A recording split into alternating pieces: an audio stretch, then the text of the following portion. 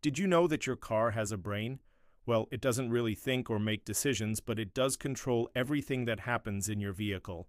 All the functions, features, and performance are controlled by your car's computer, also known as the ECM or the ECU.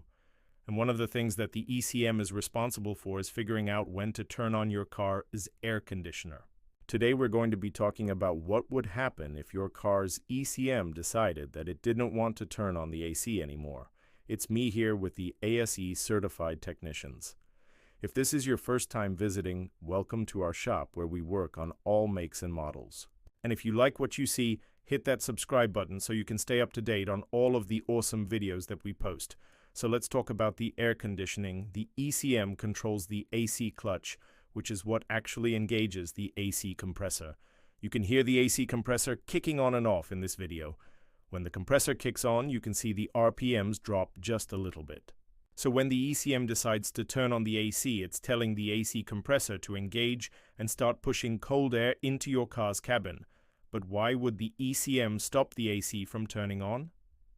There are a few different reasons. First of all, it could be a bad AC compressor. When the AC compressor goes bad, it puts a huge load on the engine. So when the AC compressor is bad and the ECM turns on the AC, the engine will start to choke and it might even stall.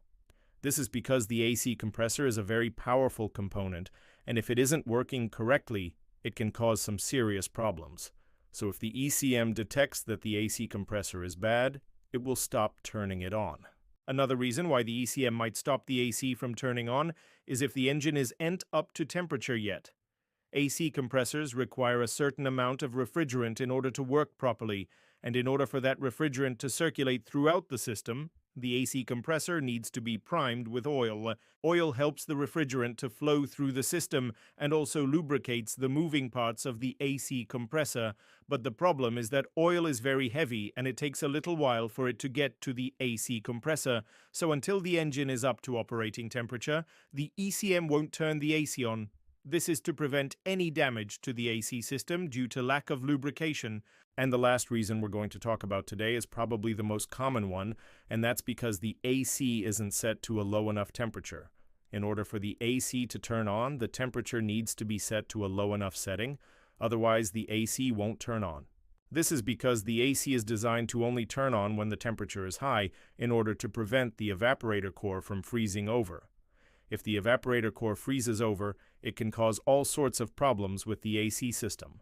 So the ECM has a built-in safety feature that prevents the AC from turning on if the temperature is too low. If you've noticed that your AC isn't turning on, it's a good idea to have your vehicle inspected by a trusted mechanic. They'll be able to diagnose the problem and determine why the AC isn't turning on. In many cases, it's a simple fix that can be done quickly and cheaply. But if you ignore the problem, it could end up costing you a lot more money down the road. We service all makes and models, domestic, foreign, old, new, we do it all here. So if you need any repairs, big or small, bring it on down to our shop, we'll take care of you. And don't forget, like and subscribe.